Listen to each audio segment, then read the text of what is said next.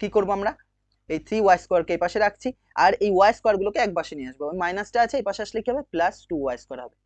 কি করেছি, এইটাকে ধরে আমরা এই পাশে নিয়ে আসছি, যখন এটাকে সমান চিহ্নের এই পাশে আসবে তখন মাইনাসটা কি হবে, প্লাস হয়ে যাবে। তাহলে এই পাশে কি আছে, 160 আছে, তুমি 160 লেখো।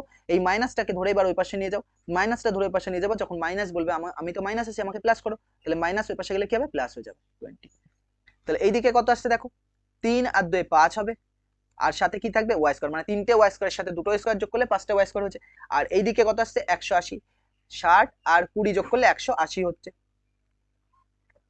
তাহলে এখান থেকে যদি তুমি y² বের করো, তাহলে y² কত হবে, 160/5, 5 দিয়ে ভাগ করো, 3 5 36 হয়, 3 5 15, 3 5 15 মানে কত, 18 থেকে 15 বাদ দিলে 3 0, 5 6 কত, 30।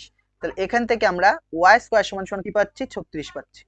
তাহলে এখানে একটা জিনিস মনে রাখতে হবে, যখন কোনো কিছু থেকে ধরো এরকম রয়েছে x² = 25, তার মানে x এর দুটো মান পাবা, কি কি, x = ±√/25, ধরো এরকম দেওয়া আছে a = 36, a² = 36, তাহলে a সমান সমান কি আসবে, ±√/36। তাহলে এটাও কি হবে, y যখন y² থেকে যে y করব তখন প্লাস মাইনাস নেব আর রুট নেব 36।